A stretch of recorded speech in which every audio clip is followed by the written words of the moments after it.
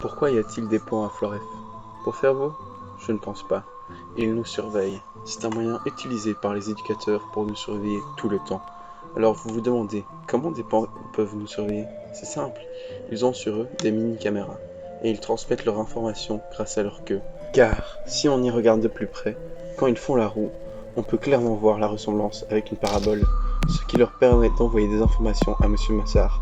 Car oui, c'est bien lui, le chef des opérations. Ne vous êtes-vous jamais posé la question de pourquoi les pans passaient devant les fenêtres des classes? Nous avons fait des recherches et normalement, des pans ne se comportent pas comme ça. Alors pourquoi font-ils ça? Ils font ça pour nous surveiller pendant les cours et voir si on ne triche pas. Et il n'y a pas que les pans qui nous surveillent, mais ce sont bien tous les animaux Floref qui sont dans le coup. À votre avis, pourquoi y a-t-il toujours des poules ou un dindon dans la rampe à la sortie des cours? Ils nous surveillent. Pourquoi tous les chiens du préfet se sont-ils appelés Artémis? Car ils font partie du plan. Et ils ont tous été des généraux de cette armée d'espions.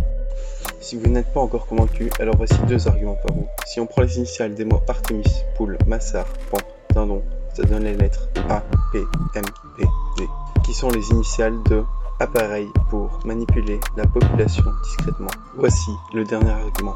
Comme le dit cet article de la DH, récemment, un groupe d'élèves a été arrêté pour vente de drogue.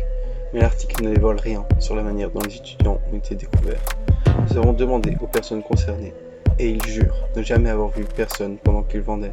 Et dès qu'on a posé la question des pans, ils ont affirmé qu'un pan a surgi lors de leur dernier trafic. Un pan a surgi de nulle part, ce qui a pour le fait que ce soit un pan qui les a découverts.